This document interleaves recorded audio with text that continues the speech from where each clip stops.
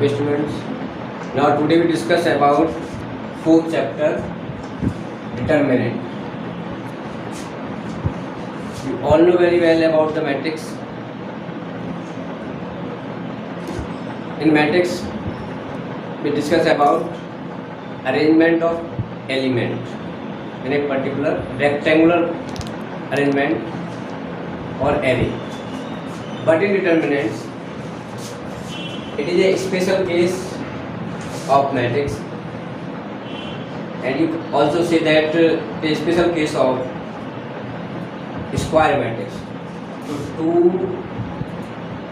every square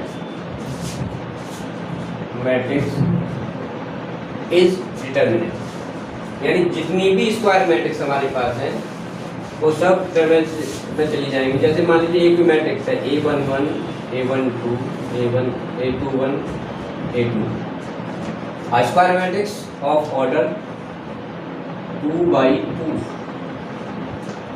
तो प्रत्येक square matrix determinant में जाती है। अब डिटरमिनेंट को रिप्रेजेंट करने के तीन तरीके होते हैं। जैसे मान लीजिए डिटरमिनेंट ऐसे कर दिया हमने, ऐसे भी कर सकते हैं। तो तीसरा हम इसे ट्रायंगल से भी रिप्रेजेंट करते हैं। Is representation of determinant. तो इस मैट्रिक्स को स्क्वायर मैट्रिक्स को डिटरमिनेंट कहेंगे तो क्या हो जाएगा? A11, A12, A21, A2। So not a modulus, a sign of determinant. And how to find the value of determinant A? You have to go now.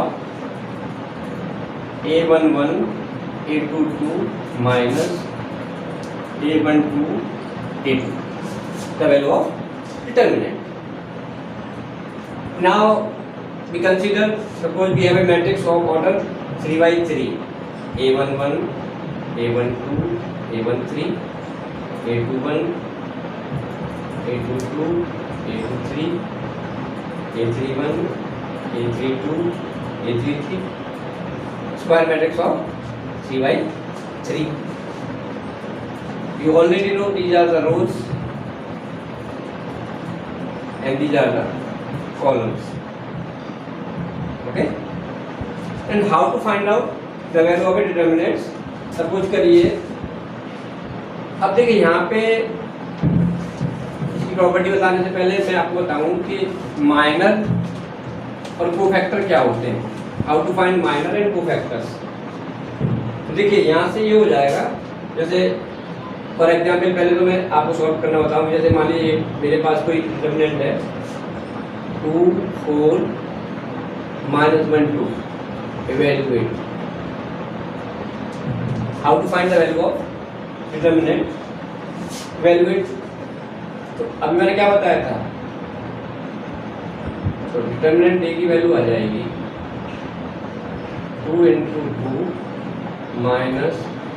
Minus आ जाएगा 1 into 4। ये value आपके पास आ गई 2 2 जब 4 minus minus plus 4, that is 8। Value of determinant 8 निकल के आ गई। Now how to solve और find the value of determinant of order 3 by 3। सबसे पहले आपको हम बताते हैं माइनर क्या होते हैं, कोफैक्टर क्या होते हैं। सपोज करिए डिटरमिनेंट हमारे पास A11, A12, A13, A21, A22, A23, A31, A32, A33। Okay. Minus में क्या होता है? जैसे मान लीजिए हमें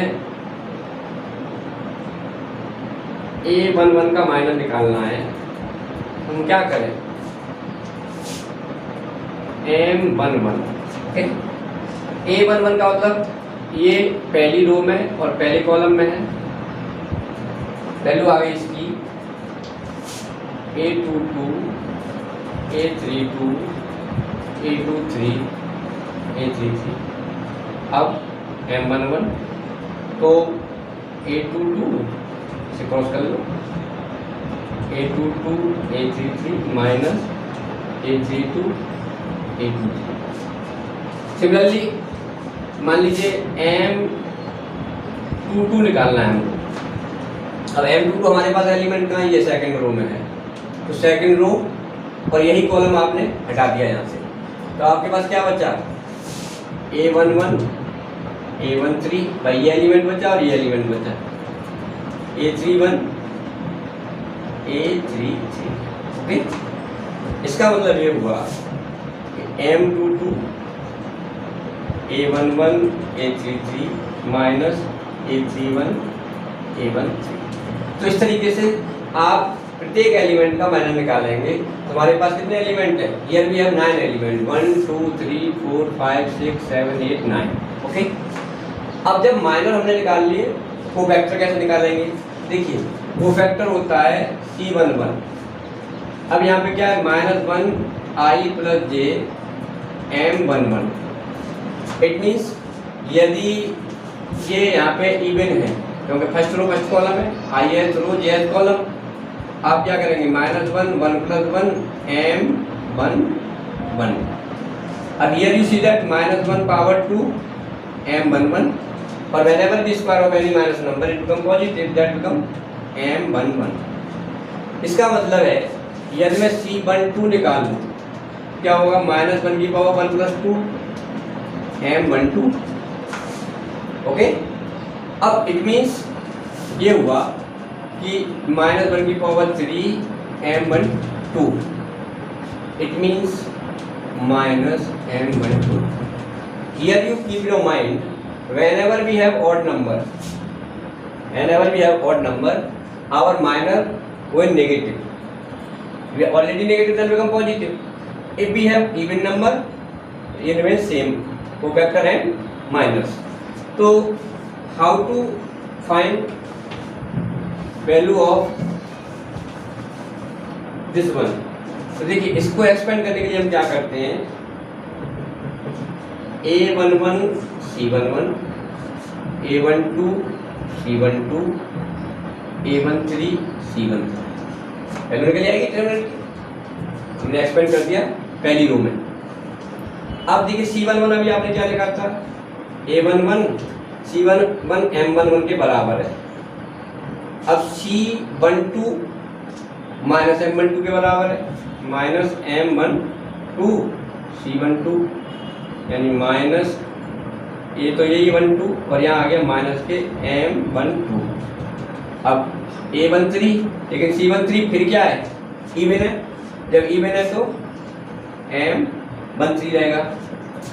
इट मीन्स आप यहाँ से इसे एक्सपेंड करेंगे, तो देखिए जहाँ जहाँ भी हम इसका साइन हम कन्वर्जन देखे हैं तो कैसे आएगा, पहला C11 M11 पॉजिटिव था, तो प्लस माइनस प्लस माइनस फिर इवन प्लस माइनस फिर प्लस माइनस प्लस।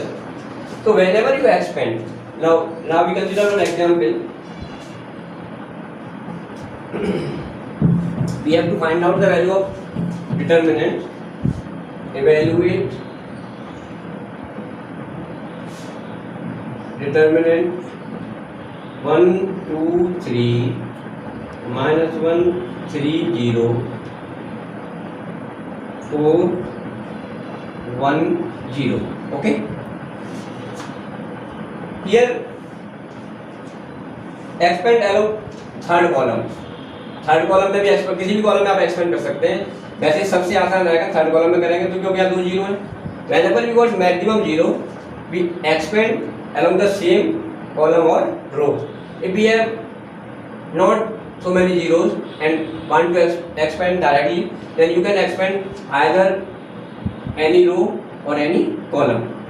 Suppose करिए expand along R1, तो अभी मैंने आपको क्या बताया था, R1 में मैंने बताया था आपको जैसे A11 C11, A12 C12, A13 C13, पहले निकल गया जाएगी डिटरमिनेंट की। अब ये मैंने क्या बताया था, A11 M11, A12 M12 minus का प्लस A13 M13, क्योंकि ये इवन है, ये ऑर्डर, ये इवन है, plus minus plus. How to expand? सबसे पहले you have to consider first column. First लिया, ये हो गया A11। फिर M11 ले रहे हो तो पहला रो पहली कॉलम में 3 1 0 0। अब देखिए यहाँ माइनस है, माइनस A12 2, फिर M12 -1 4 0 0 प्लस, क्योंकि ये है A13 कितना है 3। Here you see that -1 4 3 1। Now I already told you you have to move like that, and in formula we have 1, so 3 into 0 0 minus 1 into 0 0 minus 2 0 minus 0 plus 3 minus 1 minus 12, it become, ये पहला number था 0 minus 0 0, it become also 0, और ये रह गया 3 into minus के 13 यानी -39। How to expand? You understand? You can expand, you can find the value of determinant by either using column or row। या तो आप रो में एक्सपेंड कर सकते हैं या तो आप कॉलम में एक्सपेंड कर सकते हैं। ये मैंने फॉर्मूला आपको बता दिया कोफैक्टर और माइनर निकालने का। ये बहुत इंपॉर्टेंट पार्ट है, इसको हम आगे भी यूज करेंगे, याद रखिएगा इस बात। कोफैक्टर और माइनर हम आगे यूज करेंगे। Now today we discuss about how to expand and how to find the value. जैसे सपोज करिए हमारे पास क्वेश्चन है cos theta minus sine theta, minus यहाँ पे साइन लगा हुआ है और sine theta cos theta. Okay, ये हमारे पास डिटरमिनेंट दे रखा है। We have to find out the value of determinant. मैंने भी आपको क्या बताया था?